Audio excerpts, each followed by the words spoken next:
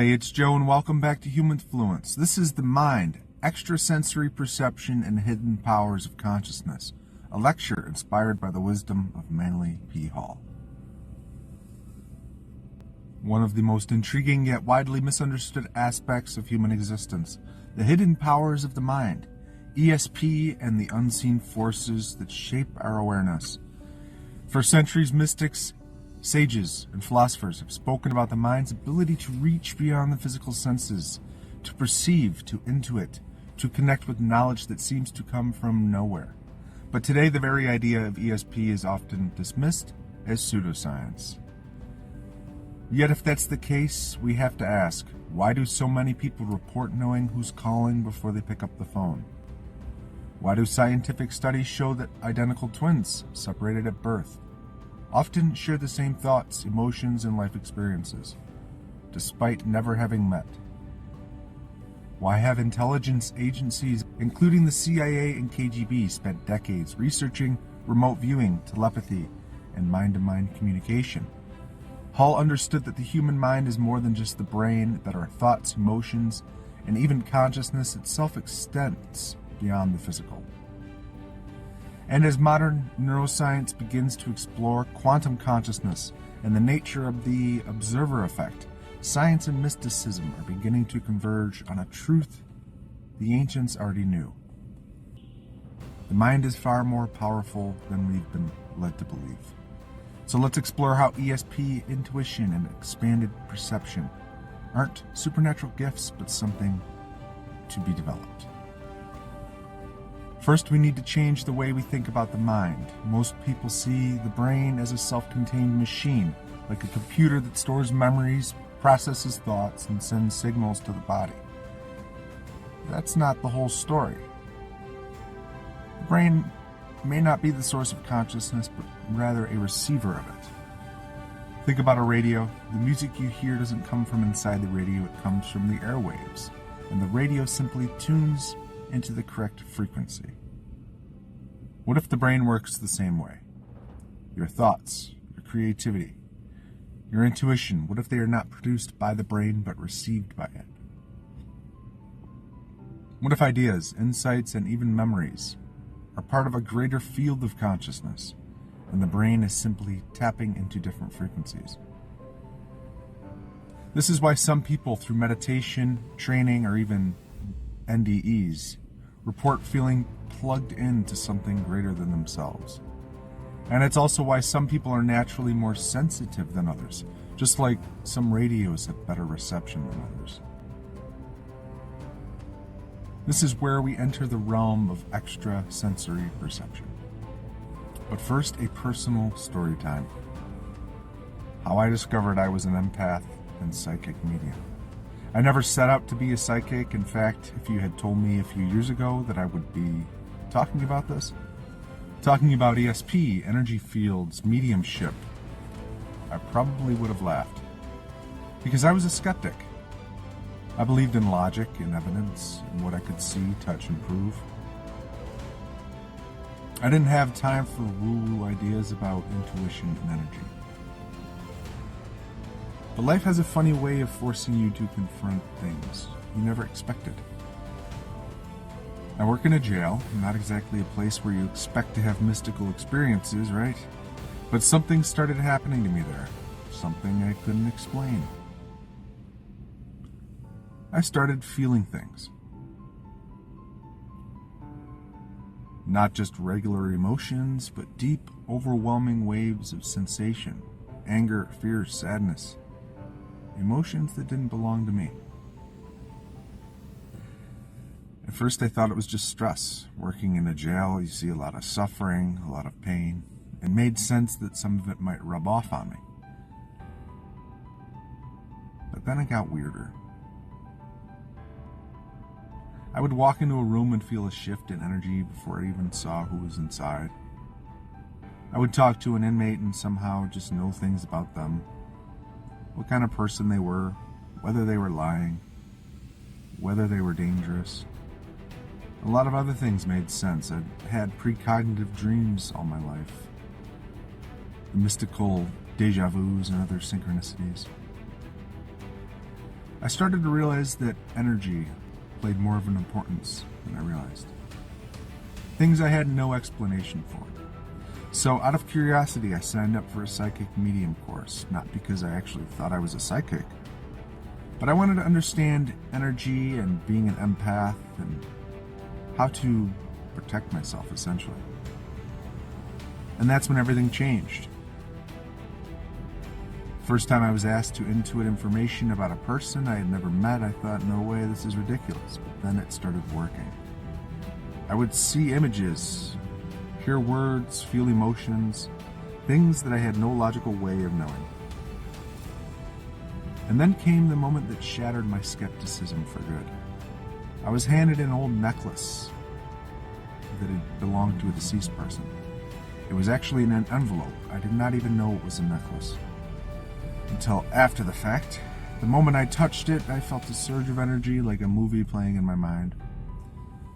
Seeing flashes of their life, their personality, their habits.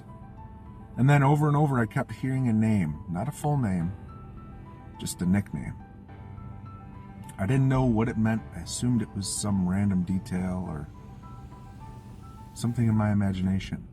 But when I finally spoke it out loud, the person who had given me the necklace froze. It was the person's nickname. And the other details matched perfectly. At that moment, I couldn't deny it anymore. This stuff was real. And the craziest part, I had been a skeptic. I had spent years believing that psychics, mediums were either making things up or giving lucky guesses. But now I was the one experiencing it. I realized that my whole life, I had been an empath. Someone who naturally absorbs the emotion and energy of others. But more than that, I'm a psychic medium. I can intuit people, places, and things without seeing them. And this is something we can all do. Something to be learned. And once I accepted it, I couldn't unsee it. Now I no longer dismiss intuition as a feeling to be ignored. I no longer doubt that energy is real, and we all have the ability to perceive it if we're willing to listen. So if you ever get a gut instinct, a strange knowing, or an experience that defied logic, don't brush it off. Because sometimes the things we don't understand are the ones that are the most real. Back to ESP, science or superstition. While often treated as fantasy, something belonging to movies or folklore. But let's look at what science has to say. Remote viewing and military research in the 1970s, where the US government funded a secret program called Project Stargate to study ESP. Specifically remote viewing, the ability to see distant locations without being physically present. I'll link some videos. Some of these remote viewers were able to accurately describe military bases, hidden objects, and events happening thousands of miles away. Then there's the Global Consciousness Project. Scientists at Princeton University discovered that random number generators, devices that are supposed to produce completely unpredictable results, started acting differently before major world events such as 9/11, suggesting that human consciousness on a collective level may influence physical reality. Then there's twin telepathy, studies showing that identical twins often share emotions, pain, and thoughts, even being separated thousands of miles. If ESP isn't real, how do we explain these undeniable connections?